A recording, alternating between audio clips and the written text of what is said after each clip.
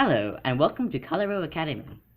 Today we'll be doing a question from the Introduction to Mathematical Statistics textbook by Robert V. Hogg and Alan T. Craig. Here's the book. So, we'll be doing problem 1.86. It states, let cap of x be a random variable of the continuous type that has PDF f of x. If m is the unique median of the distribution of cap x and b is a real constant, show that the expectation of cap x minus b, the absolute value of that, is equal to the expectation of the absolute value of cap x minus m, plus 2 of the integral, 2 times the integral from m to b of b minus x f of x dx. So, there are many ways to try to solve this, to try to prove this. And I tried 4 approaches, and the first 3 were miserable wrecks. I wasted so many pieces of paper by trying to go from the left-hand side to the right-hand side, trying to subtract this integral from both sides, trying to work from the left-hand side to the right-hand side. Nothing worked like that. So the way the trick to doing it is equivalent to show that the expectation of the absolute value of cap x minus b minus the expectation of the absolute value of cap x minus m is equal to 2 times the integral of m to b of b minus x in brackets times fx dx.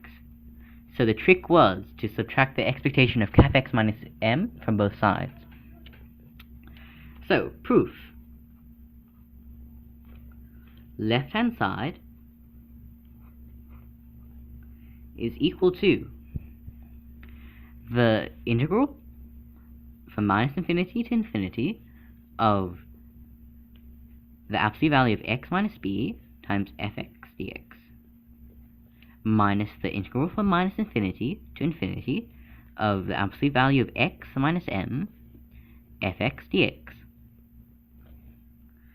So, the second trick to solve this proof is to realize that the integral of an absolute value you can break apart into 2 integrals along any constant c. So here's the trick. Suppose you have the integral from minus infinity to infinity of the absolute value of x dx. You can break that apart into this is equal to the integral from c, any constant c, to infinity of x dx minus the integral from minus infinity to c of x dx. So the trick is, you have minus infinity, so the minus of anything under this constant would be negative, and it would not work. You'd have to write the minus sign there. Okay? So, now we move on. This is, the left-hand side is therefore equal to the integral. For comfort's sake, we'll have the constant splitting this integral, bb, and the constant splitting this integral, bm. So, we'll have the integral from b to infinity of x minus b fx dx minus minus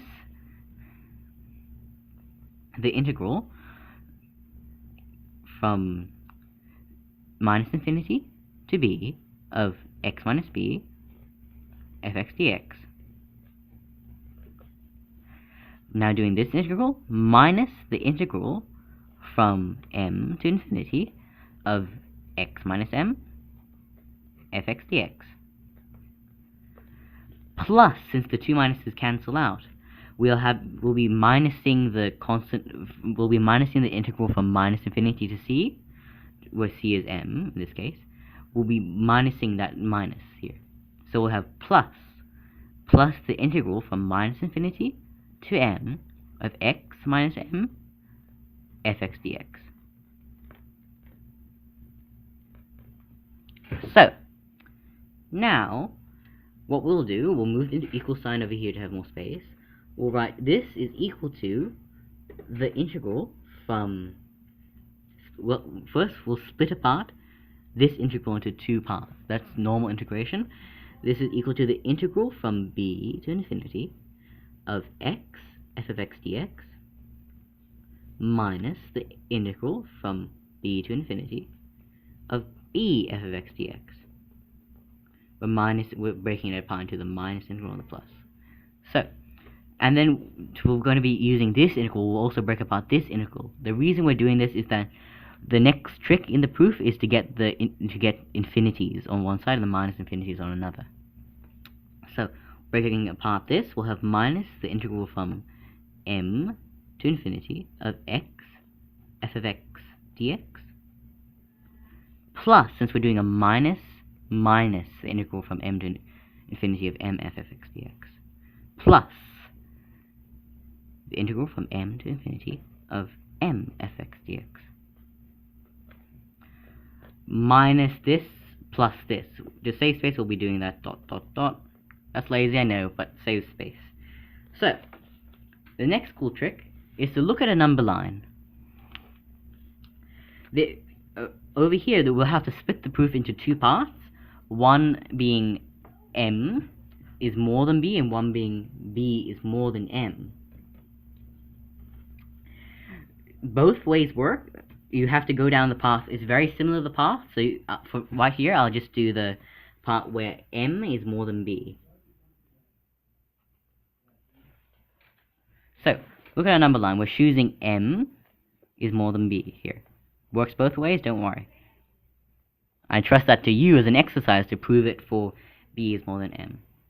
So, we're using the integral of x f of x, the integral from b to infinity, minus the integral of m to infinity. This is this part, the integral of x f of x, over here, from b to m.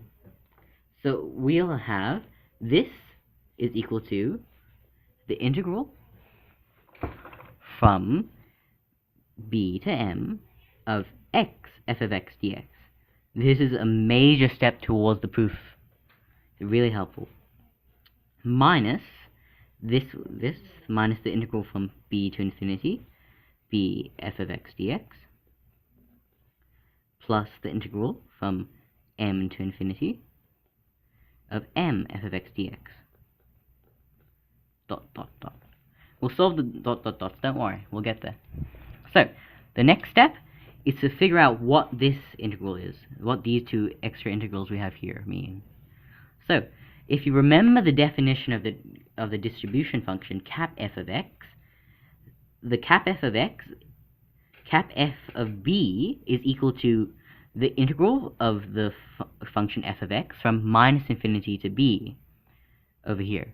Since we're just doing the integral from b to infinity, it's going to be the opposite of that. We'll have the left-hand side is equal to the integral from b to m, x f of x dx, just what we have here, minus, in brackets,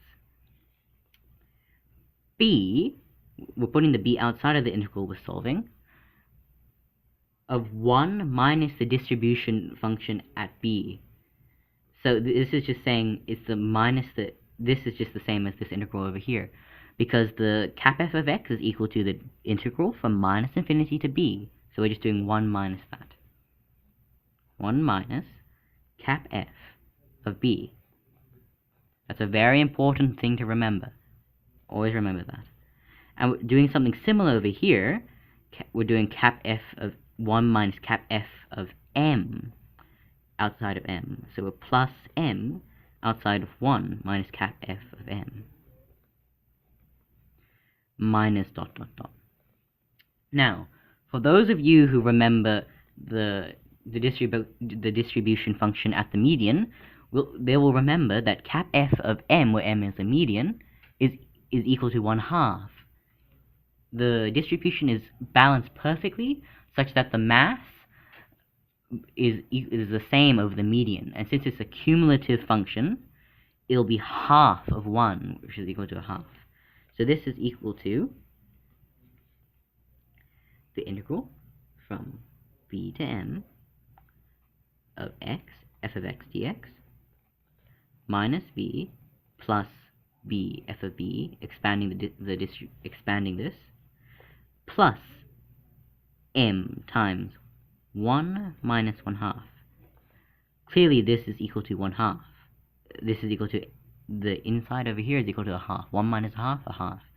So it's m on 2 here. Minus dot dot dot. Now, what does that dot dot dot equal? We're now going to do a similar trick on the side with the minus infinity. So to rewrite the left hand side, this is equal to the integral from b to m of x fx dx minus b plus b cap f of b plus m on 2. Remember that. It's m times a half. Minus this, let's break apart. Now let's remember, don't forget these guys. Let's break apart this integral and break apart this integral. So this is minus the integral from minus infinity to b of x fx dx plus, remember, minus the integral from minus infinity to b of b f of x dx plus the integral from minus infinity to m of x f of x dx, and now simply minus the integral from minus infinity to m of m fx dx. Okay, now let's do a similar trick with our side of the minus infinities. Remember, number line, we have m is more than b in our specific case here. Remember, you will have to do as an exercise, prove this for when b is more than m. Here, m is more than b. So, what we do here is, we're now having the integral from b to minus infinity the integral of minus infinity to m minus the integral from minus infinity to b. So that's the integral of the function in this area here from b to m. So we'll have, evaluating the left hand side, we'll have this is equal to the integral of b to the m. Right now I'm just evaluating the ones we evaluated for infinity. X f of x dx minus b plus b cap f of b plus m on 2. Now a new special function. We've just gotten rid of two integrals, the x f of x, and combined them into one. We have this is equal to the plus the integral from b to m of x f of x dx. See how helpful this was? Now we have two integrals which are exactly the same. Now, let's evaluate this integral. Let's not forget these guys and this guy. So, remember this one? The cap... Okay, put b on the outside. Put the constant b outside of the outside of the integral. And remember, the distribution function cap f of x is equal to the integral from minus infinity to b of f of x dx. So this is simply equal to this plus the plus b cap f of b. It's the distribution function up to b. Now, evaluating this one guy, minus, this is also simply m outside of the distribution function up till m.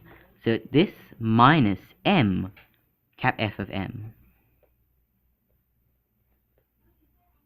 Okay, so now, let's group this into one side. This is equal to 2 outside of the integral from b to m of x f of x dx minus b plus 2b cap f of b and plus m on 2 minus m on 2. Because remember, f of cap f of m is the distribution function up to the median, which is equal to 1/2. So, this proof is extremely long. This was just part 1 of the proof. You will have to watch the next part of the video, part 2, to finish it. There's a lot more algebra to be seen, so let's just finish this off. Bm x f of x dx minus b plus 2b cap f of b. Now, you'll have to watch part 2 of the video to see how this one ends.